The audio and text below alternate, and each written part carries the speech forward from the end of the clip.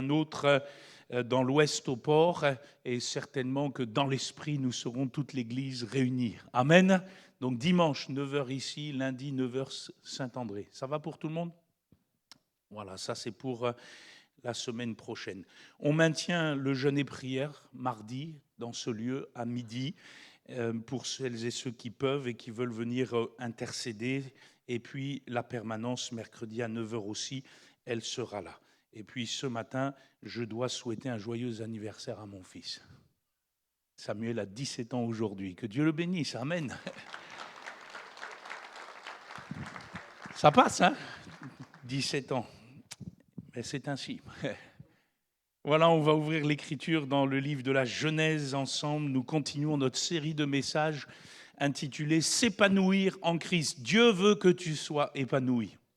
Vous savez, c'est Élihu qui a dit un jour à Job, « Dieu a délivré mon âme pour qu'elle n'entrât pas dans la fosse et ma vie s'épanouit à la lumière. » Quelle vérité! Mon frère, ma sœur, ton âme, c'est comme une fleur. Sans la lumière, elle fane.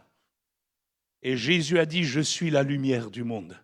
Celui qui me suit ne marchera pas dans les ténèbres, mais il aura la lumière de la vie. Et quelque part, le Seigneur nous rappelle, on l'a vu ensemble dans les 2 premiers volets, que notre épanouissement personnel ne dépend que de la qualité de notre communion avec lui. C'est lui qui nous épanouit par sa vie impérissable, glorieuse. Et même si vous passez par les pires moments, les pires épreuves de cette existence, si vous connaissez intimement le Seigneur Jésus-Christ, vous pourrez dire avec l'apôtre Paul, « Je puis tout par celui qui me fortifie ». Amen. Vous ne vous épuiserez pas en chemin, le Saint-Esprit vous donnera ses ressources, vous triompherez de toutes les peines, de toutes les luttes intrinsèques à cette vie, vous connaîtrez le bonheur, le vrai bonheur, comme nous aimons le chanter, celui de Dieu, et vous serez plus que vainqueurs. Genèse 2, ce matin, je veux parler dans ce 3e volet de l'épanouissement conjugal. J'ai intitulé mon message ce matin « S'épanouir en Christ dans le mariage ». Alors je sais que toutes et tous ici ne sont pas mariés, mais je pense qu'il est utile, nécessaire de temps en temps de prêcher à toute l'Église, jeunes et moins jeunes réunis, sur la beauté et la sainteté du mariage dans le Seigneur. Et Dieu veut que tu sois épanoui dans ton mariage. Il n'y a pas beaucoup qu'on dit Amen là. Amen. Eh oui, regardez Genèse chapitre 2, verset 23. Le Seigneur a formé Ève à partir d'une des côtes d'Adam. Et puis, il lui a présenté celle-ci. Et vous avez vu ce que ce dernier a dit. L'homme dit, Genèse 2, 23, « Voici cette fois celle qui est os de mes os et chair de ma chair. » Ah, on sent qu'Adam, il est content là, hein? Non? Il est content, il est heureux. Et puis, verset 25, « L'homme et la femme étaient tous de nus, et il n'en avait point honte. » Amen. Quel épanouissement, quelle satisfaction, aucune honte, aucune gêne, aucune barrière, aucun entrave, aucun filtre entre ce premier couple de l'humanité, aucun jardin secret, aucune pensée néfaste l'un envers l'autre, aucune difficulté notable. Avant que le péché n'entre dans le monde, Adam et Ève étaient épanouis. Et c'est donc la volonté de Dieu pour l'homme et la femme, pour ceux qui sont mariés. Alors, en introduction, rappelez 2 choses sur le titre que je donne à mon message, « S'épanouir en Christ dans le mariage ». 2 choses que nous ne cesserons de proclamer du haut de la chair en parlant de l'évangile de Jésus-Christ. Premièrement, l'épanouissement conjugal ne peut se faire que dans le cadre du mariage. Et là, vous devriez dire Amen. Hein? Qu'est-ce que je veux dire par là? Je ne crois pas au mythe de l'amour libre et de toutes les déviances des hommes pour parvenir à l'épanouissement qu'il soit intime ou sexuel. Je ne crois pas, pour être très clair, à l'épanouissement dans le concubinage, dans la fornication, dans l'adultère, dans les relations sans lendemain, dans les relations homosexuelles. C'est le péché sous toutes ses formes. Et le péché ne nous épanouira jamais. Je crois profondément au mariage selon Dieu. Celui d'un homme et d'une femme unis devant sa face et qui désirent, vivent profondément ce que le Seigneur a prévu dans ce cadre. Parce que deuxièmement, dans cette introduction, rappelez aussi que l'épanouissement conjugal ne peut se faire qu'en Christ dans le mariage. Comprenez ceci, ce n'est pas le mariage en lui-même qui épanouit. Ce n'est pas le cadre du mariage lui-même qui épanouit, pour la bonne et simple raison que des millions de couples continuent de se marier sur la surface de la terre tous les ans. Et malheureusement, des millions de ménages finissent tous les ans dans la séparation et le divorce. Si le salon du mariage était suffisant pour amener deux êtres imparfaits à trouver le bonheur, ça se saurait. Et je donne une idée, peut-être elle est saugrenue, certainement. Il me semble que faire un salon du divorce rapporterait plus d'argent aujourd'hui qu'un salon du mariage. Quoi qu'il en soit, c'est ce qu'on va mettre en Christ à l'intérieur de ce cadre qui va définir l'épanouissement. C'est le mariage en Christ qu'il nous faut réussir. Et cela ne se fait pas par un coup de baguette magique. Tout bonnement parce que le péché est entré dans le monde.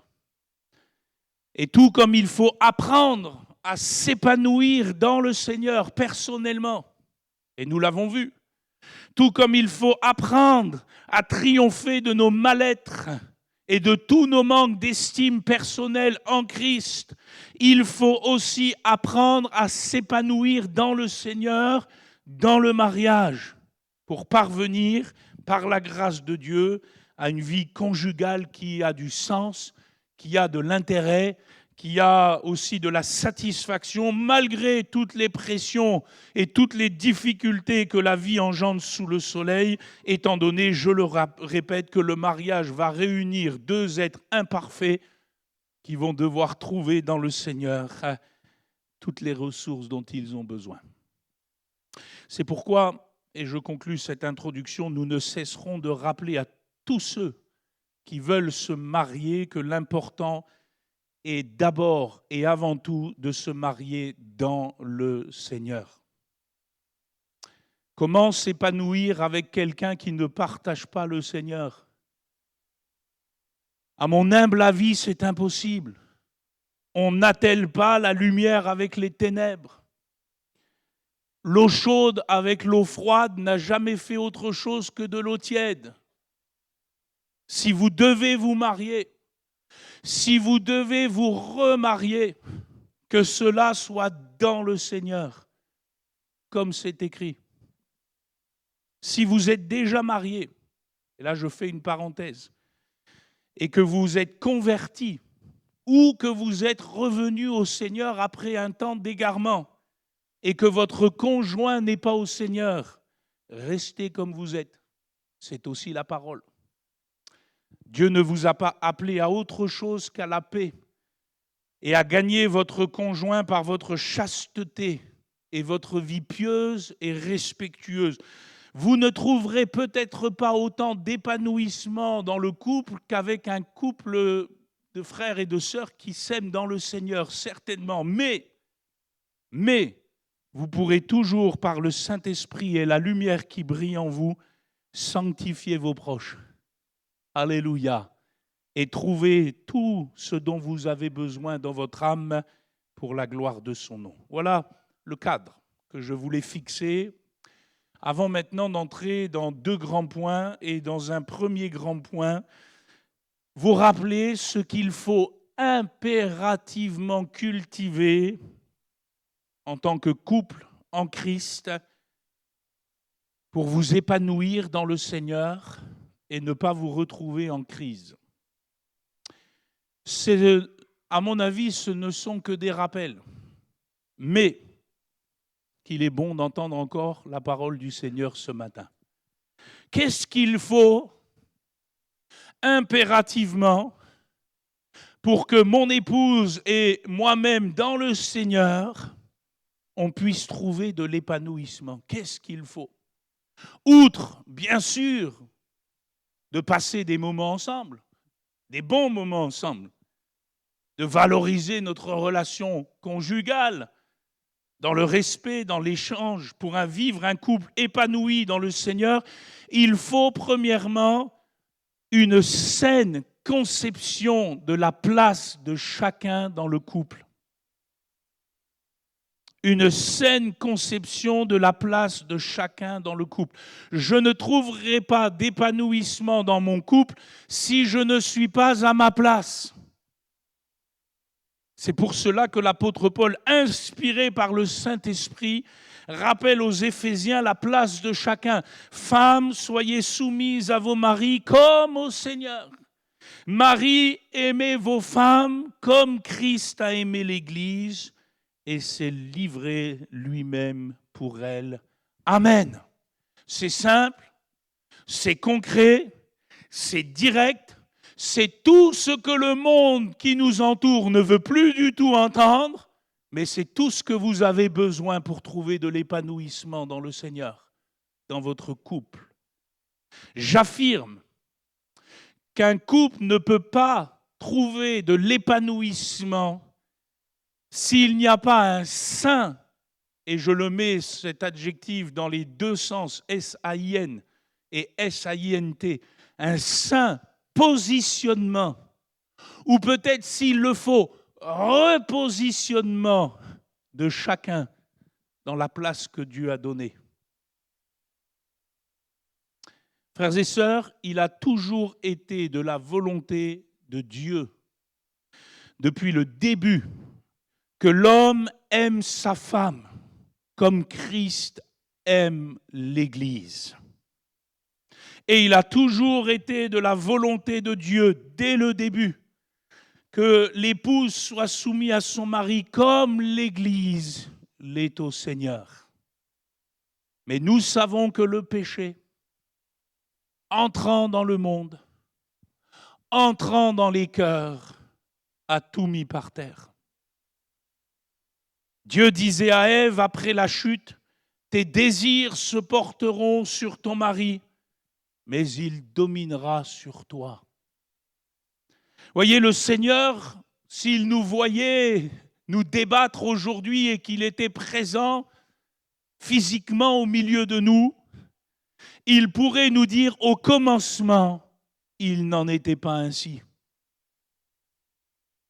Et frères et sœurs, je crois que tant que nous ne travaillons pas sérieusement, chacun pour notre part, avec l'assistance, l'aide du Saint-Esprit, à vivre ce qui était au commencement, cela ne sera qu'un éternel recommencement dans nos couples. Crise après crise, désir malsain après désir malsain. Les problèmes ne se régleront jamais. Personne n'est épanoui quand il n'est pas à sa place. Comprenons, frères et sœurs, il n'a jamais été de la volonté de Dieu que l'homme et la femme soient indépendants. Il a toujours été de la volonté de Dieu que l'homme et la femme soient interdépendants. Il n'a jamais été de la volonté de Dieu que l'homme se prenne pour un dictateur. Et il n'a jamais été de la volonté de Dieu que la femme soit querelleuse.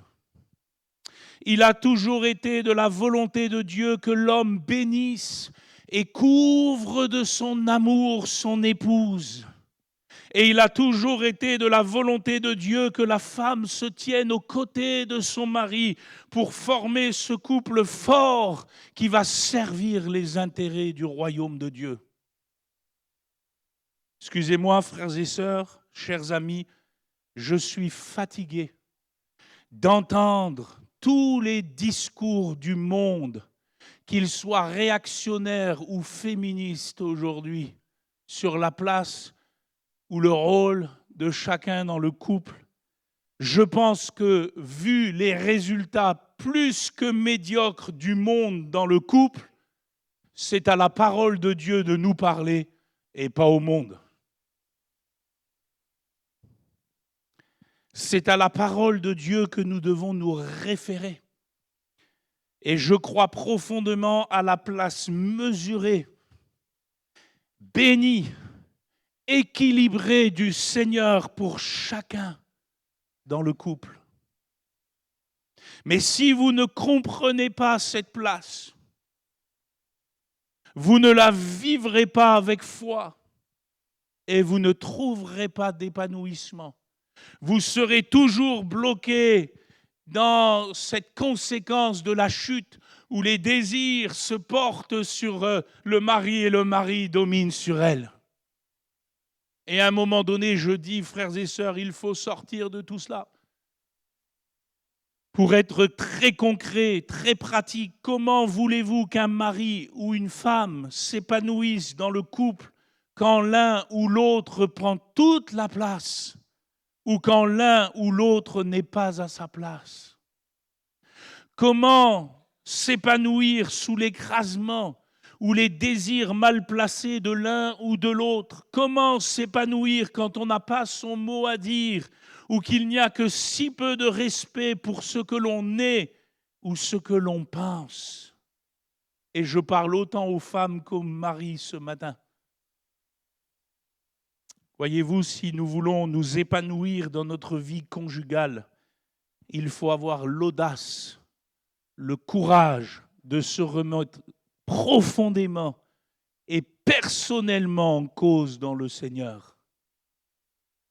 Il faut savoir toujours se poser les bonnes questions quant à ce que l'on est, ce que l'on vit, et écoutez-moi bien, ce que l'on fait vivre à l'autre. Considérez les intérêts de l'autre comme étant supérieurs aux vôtres. Et pour cela, il faut se positionner dans la place que Dieu a donnée. Et la place, elle est forte parce qu'elle est semblable à celle de Christ et de l'Église. C'est un grand mystère. Mais si vous avez un tant soit peu de respect pour l'Église et le Seigneur, vous aurez un peu plus de respect pour votre couple. Parce qu'il est semblable à cette relation bénie entre Christ et l'Église. Et donc, il faut trouver de l'équilibre. Comment trouver de l'équilibre? Apprenez de Dieu lui-même. Votre Seigneur, votre Dieu, un seul Seigneur, un seul Dieu en trois personnes. Père, Fils, Saint-Esprit, dans une unité parfaite, pourtant avec un positionnement de chacun.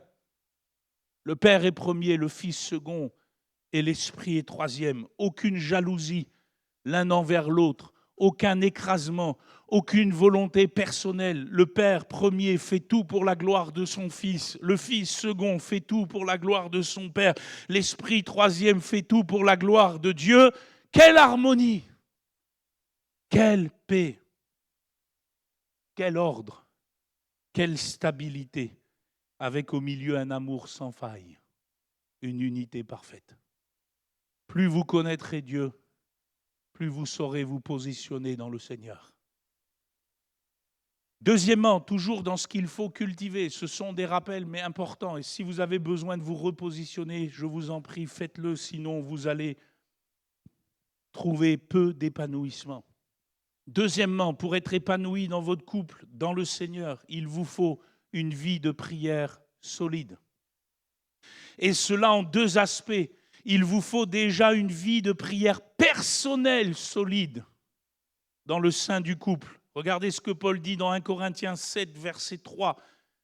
Dans ce texte sur le mariage, 1 Corinthiens 7, verset 3, il est dit ceci, que le mari rende à sa femme ce qu'il lui doit. Mon frère, tu dois des choses à ta femme. Tu lui dois de l'aimer comme Christ aime l'Église.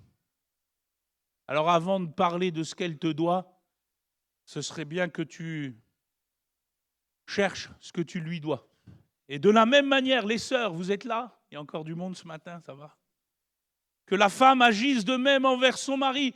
Sœur, tu dois des choses à ton mari. Ouh, prêche-le, Philippe. La femme n'a pas autorité sur son propre corps, mais c'est le mari. Et pareillement, le mari n'a pas autorité sur son propre corps, mais c'est la femme. Ah, nous sommes interdépendants. Sinon, il ne faut pas se marier. Hein. D'ailleurs, Jésus le disait à ses disciples étaient scandalisés. Hein, quand Jésus disait que devant la face du Père, le mot divorce n'existe pas. Hein. Ils étaient scandalisés puisqu'ils disaient, mais à quoi bon se marier? Et Jésus de sourire en disant, il n'y en a que certains qui comprennent ça. Parce que grandes sont les responsabilités dans le mariage. Et il dit, ne vous privez point l'un de l'autre, si ce n'est d'un commun accord pour un temps, afin de vaquer à la prière. Mais notez la suite. Hein. Puis retournez ensemble de peur que Satan ne vous tente par votre incontinence. La prière personnelle. Mon frère, ma sœur, écoute bien ceci, parce que c'est la parole de Dieu, ce n'est pas la mienne, c'est celle du Seigneur. S'il y a un manque de prière personnelle dans ton couple, tu t'ouvres au danger que Satan ne te tente dans la sexualité. Vous voulez savoir pourquoi il y a beaucoup d'adultères dans les couples même chrétiens? Parce que les gens ne prient pas.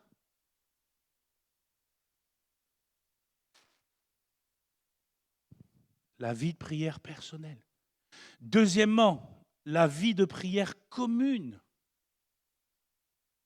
Confessez donc vos péchés les uns aux autres. Jacques chapitre 5, verset 16.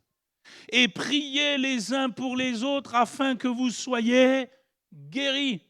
La prière fervente du juste a une grande efficace. Quoi de plus naturel, quoi de plus nécessaire que la dimension du couple pour expérimenter cette vie de confession et de prière qui relève et qui bénit? Vous savez, nous disons souvent cet adage, un couple qui prie ensemble reste ensemble. Et pour caler à mon message ce matin, je vais vous dire quelque chose. Ce n'est pas un grand scoop, mais c'est la vérité profonde du royaume de Dieu. Un couple qui prie ensemble s'épanouit ensemble. Yes. Et je ne parle pas de la petite prière pour le repas, hein, ni du petit feuillet du trésor matinal. Je parle de moments profonds, sérieux, de prière avec la parole.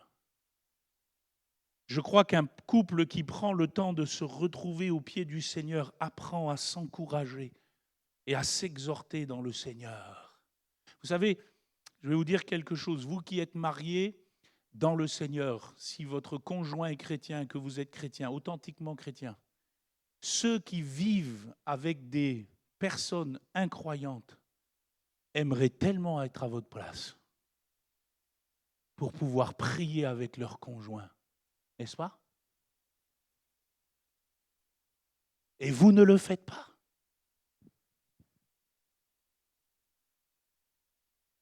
Et vous ne trouvez pas d'épanouissement? Vous savez, la seule question que je pose, et vous la connaissez, à tous les couples qui viennent me voir, c'est peut-être pour cela que peu viennent me voir. Prenez-vous le temps de prier ensemble? Pourquoi? Parce que la Bible dit 2 valent mieux qu'un. Ils retirent un bon salaire de leur travail. S'il tombe, l'un relève son compagnon.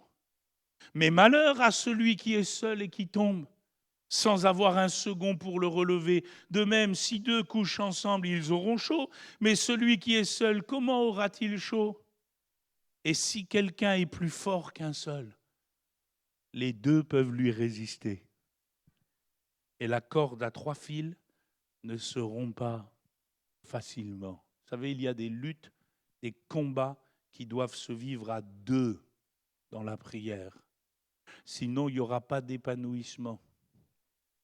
Que ces combats soient personnels, familiaux, professionnels, relationnels, économiques, matériels, ils doivent se vivre à 2.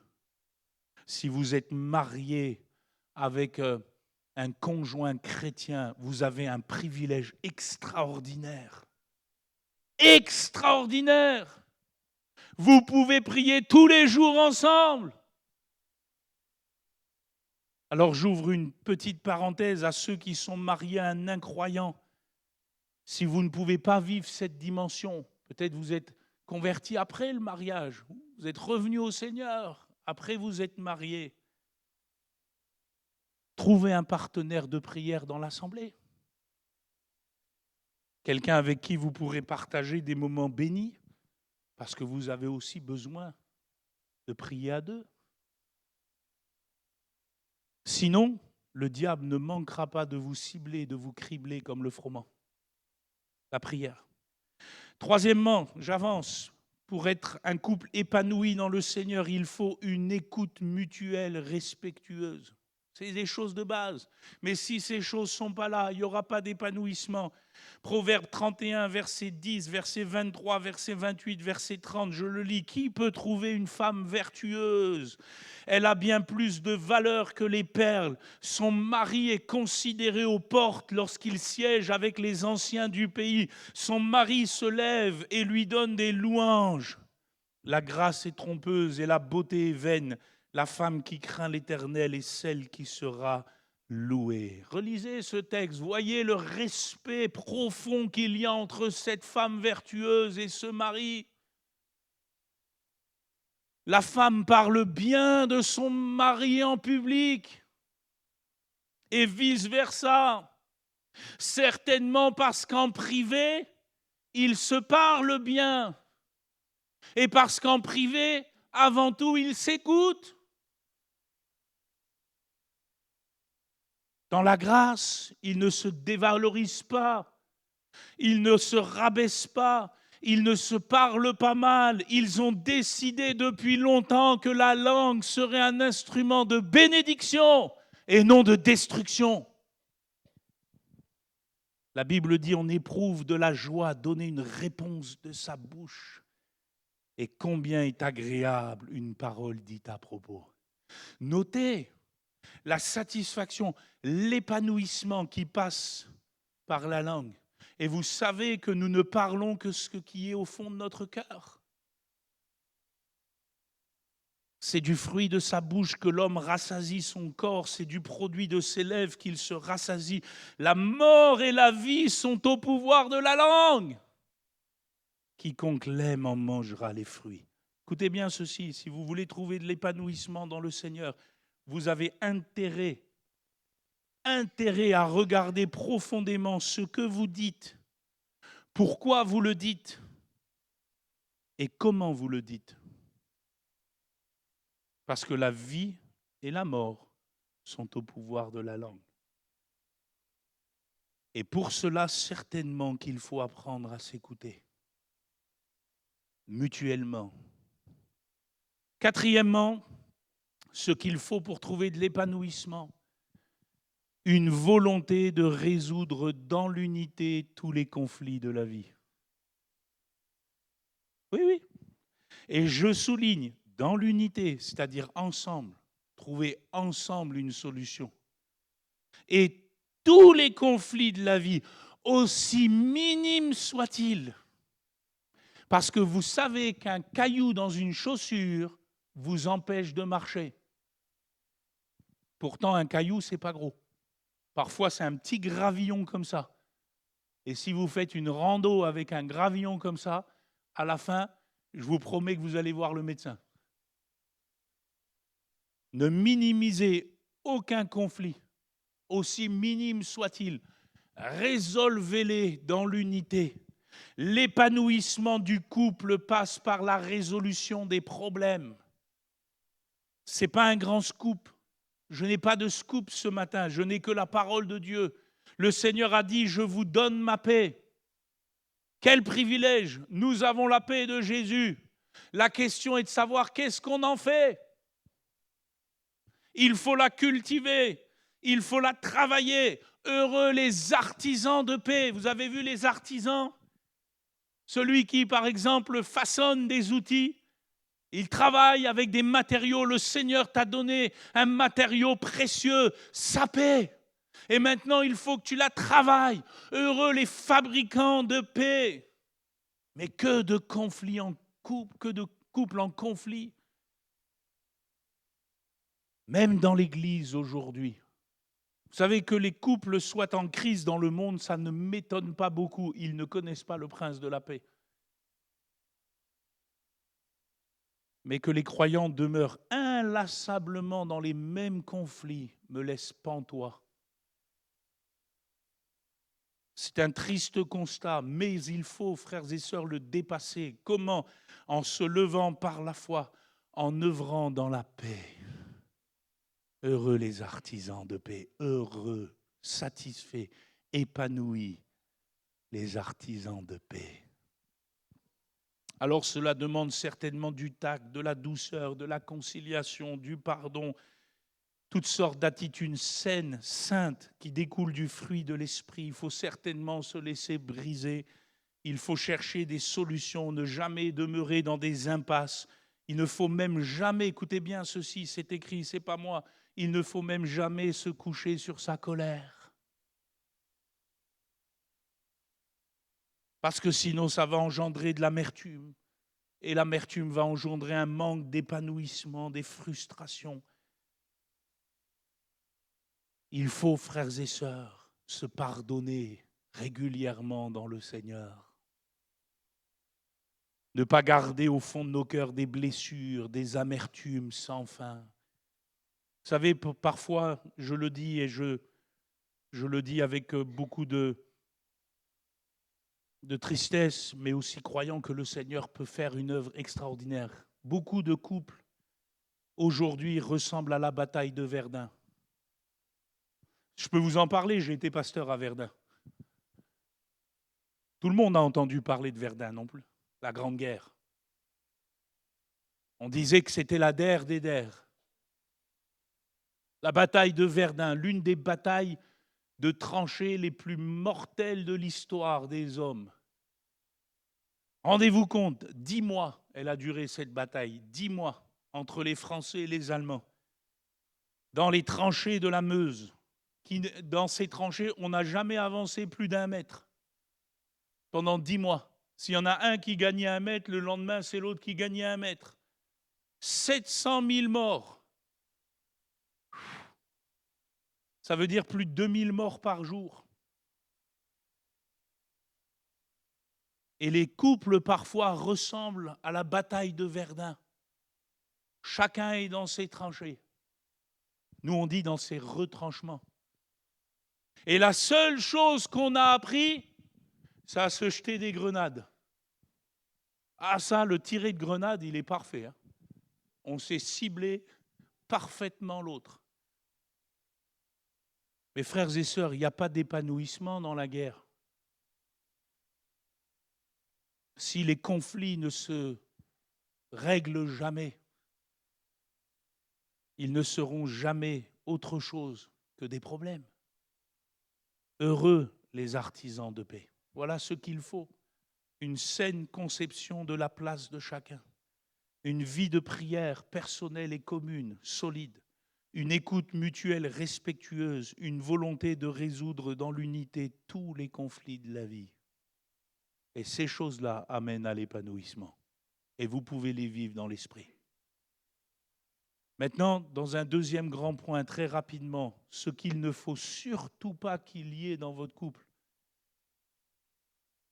si vous voulez trouver de l'épanouissement, ce qu'il faut se prémunir impérativement, parce que sinon vous ne trouverez pas d'épanouissement, vous allez tuer le potentiel d'épanouissement de votre couple.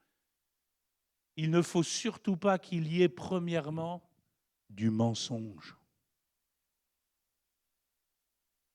Paul dit aux Éphésiens, chapitre 4, verset 25, « C'est pourquoi renoncez aux mensonges et que chacun de vous parle selon la vérité à son prochain. » Je paraphrase, excusez-moi, je ne tords pas l'écriture, puisque notre premier prochain, c'est notre femme ou notre mari. Que chacun de vous parle selon la vérité à sa femme ou à son mari. Car nous sommes membres les uns des os de mes os, chair de ma chair. Je me suis dit, mais si cette parole est vraie pour l'Église, puisque nous sommes membres du corps de Christ, membres les uns des autres, à combien plus forte raison cette parole est vraie pour le couple? Mais il semble que l'être humain n'a toujours pas compris que l'épanouissement passe par la vérité. Vous connaîtrez la vérité, et la vérité soit Jésus a raison, et il faut le suivre, soit il a tort, et je me demande ce qu'on fait là. Mais je crois qu'il a raison. La vérité libère, la vérité affranchit, la vérité épanouit. Pourquoi mentir à sa femme? Pourquoi mentir à son mari? Pourquoi ne pas lui dire toute la vérité? Pourquoi lui cacher des choses? Pourquoi faire tant de choses dans son dos?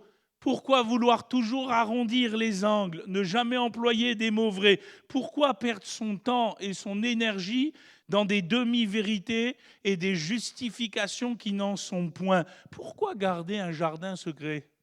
Moi, je vais vous dire pourquoi. Parce que ça nous plaît. Parce que nous sommes trop fiers pour avouer nos faiblesses et nos échecs. Parce que nous pensons maîtriser la situation. Parce que nous pensons que l'autre ne le saura jamais et que finalement ça ne fera pas une grande différence. Parce que nous voulons conserver une part de notre indépendance. Parce que nous voulons nous gratifier dans la chair de certaines choses qui, avouons-le, déplaisent au Seigneur. Parce que nous pensons perdre notre temps en essayant d'expliquer telle ou telle chose à notre conjoint, parce que nous ne voulons pas perdre la face, parce que ça nous embête, parce que ça nous exaspère, etc., etc., etc. Mais il y a une chose que nous devons comprendre, l'épanouissement de notre couple prend un sérieux coup dans l'aile quand il n'y a pas la vérité. Parce que Jésus a dit, il n'y a rien de caché qui ne doive être découvert, ni de secrets qui ne doivent être connus. Et vous savez que malheureusement, plus on attend, plus l'accumulation des mensonges fait que lorsque ces choses seront dévoilées, la chute sera plus grande.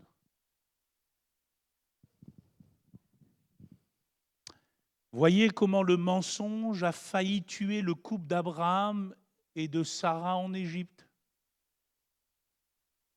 Quand le patriarche l'a fait passer pour sa sœur, il l'a exposée. Et peu s'en est fallu que le couple soit fini. Si l'Éternel n'eût mis sa main, mais combien de couples ont explosé à cause du mensonge, dites-moi? Le manque de vérité est un véritable frein à l'épanouissement conjugal. Parce que sans vérité, point de confiance. Sans confiance, point de liberté. Sans liberté, point d'épanouissement. Un couple chrétien doit se prémunir du mensonge s'il veut s'épanouir. Deuxièmement, il ne faut surtout pas qu'il y ait une gestion calamiteuse du foyer.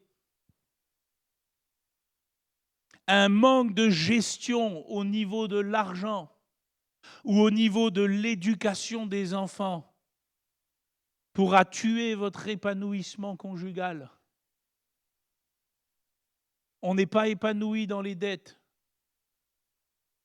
On n'est pas épanoui quand l'un ou l'autre ne joue pas son rôle avec son enfant. savez, les hommes, ils nous avancent toutes sortes de théories psychologiques pour essayer de combler cela. Mais ça ne marche pas. Parce qu'en réalité, la seule chose que nous avons besoin, c'est apprendre à gérer notre foyer avec le Saint-Esprit. Quand l'un ou l'autre des conjoints fait ce qu'il veut au niveau du budget, ou quand l'un et l'autre n'est pas là pour jouer son rôle de parent quand il le faut, la machine s'enrayera inévitablement. Les crises seront là.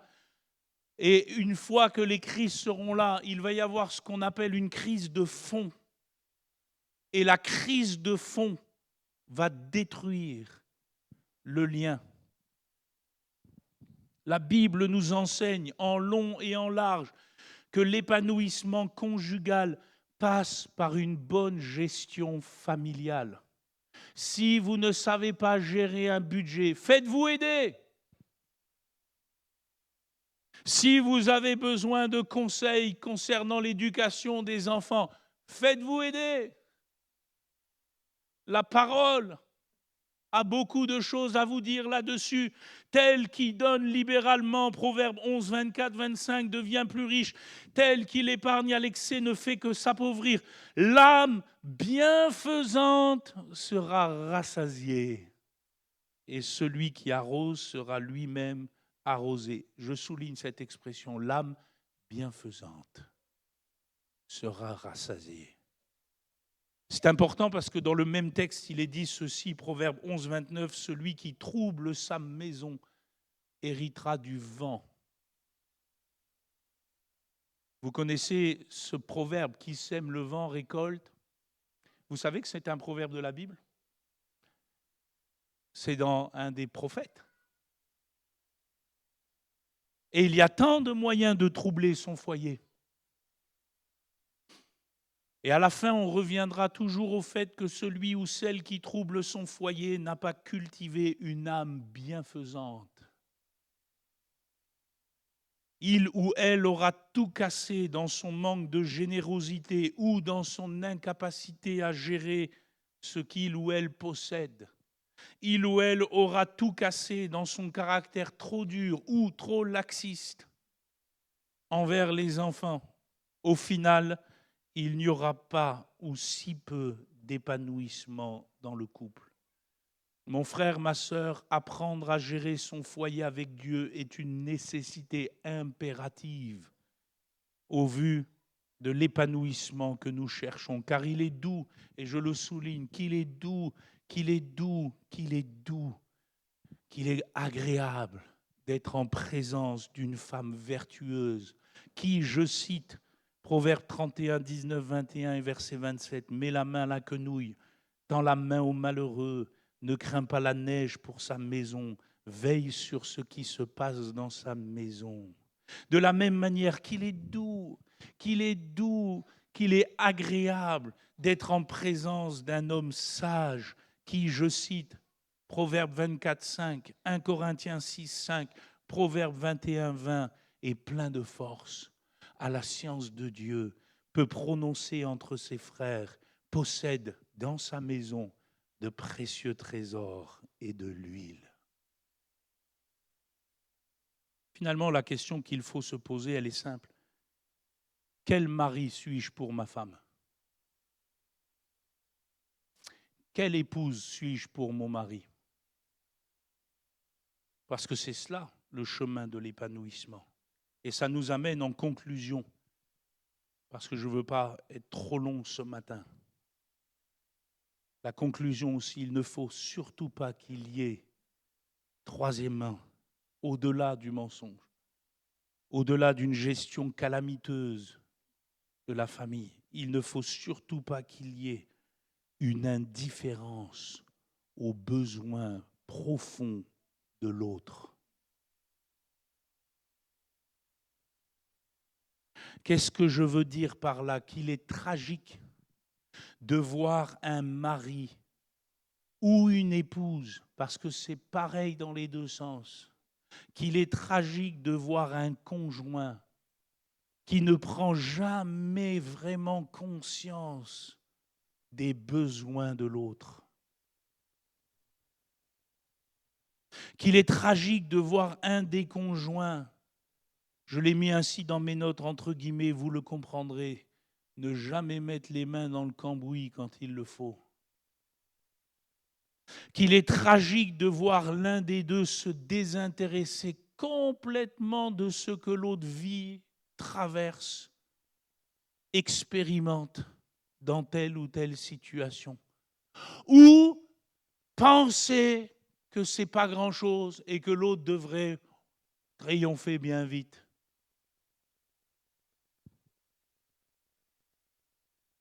Tu ne t'intéresses pas à moi. C'est l'une des phrases qu'on entend le plus quand il y a un divorce. Tu ne t'intéresses plus à moi. Et pourtant, la Bible nous dit, considérez les intérêts de l'autre comme supérieurs aux vôtres. C'est la mentalité du royaume de Dieu. Parce que le Fils de l'homme n'est pas venu pour être servi, mais pour servir et se donner.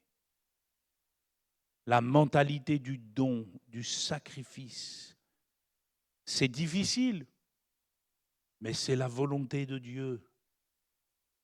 Écoutons dans cette conclusion ce que l'apôtre Paul écrit aux chrétiens de Galates, de Galatie, si vous voulez prendre le texte avec moi, Galates chapitre 5, verset 13.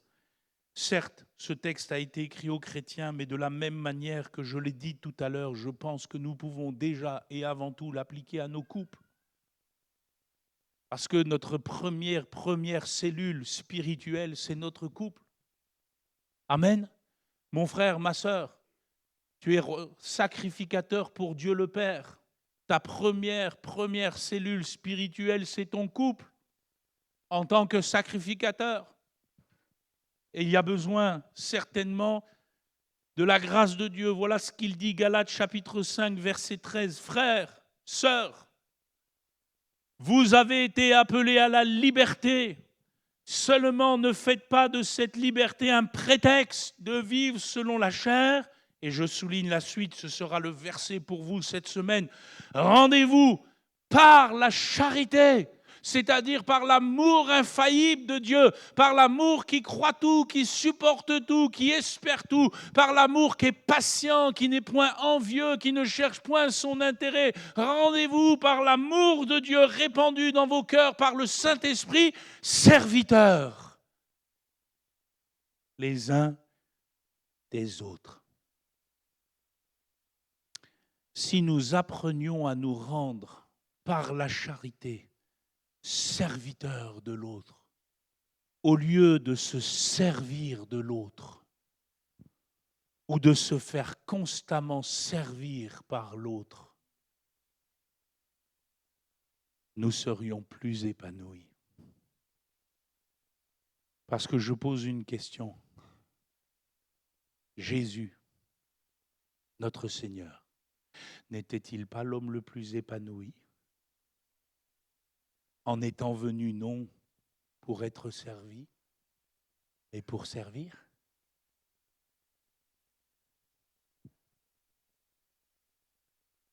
Jouis de la vie avec la femme que tu aimes. C'est ce que dit l'Ecclésiaste. Vous avez remarqué le singulier. Il n'a pas dit jouis de la vie avec les femmes que tu vas aimer. Jouis de la vie avec la femme que tu aimes. Biche des amours. Pendant tous les jours de ta vie de vanité que Dieu t'a donné sous le soleil, pendant tous les jours de ta vanité, car c'est ta part dans la vie, au milieu de ton travail que tu fais sous le soleil. Il n'y a rien de plus important que votre couple. Il faut apprécier la vie de Dieu avec son épouse sous le soleil. Et je le répète, ça ne peut se faire qu'en Christ. Qu'en Christ. Beaucoup de choses sont de pure vanité autour de nous.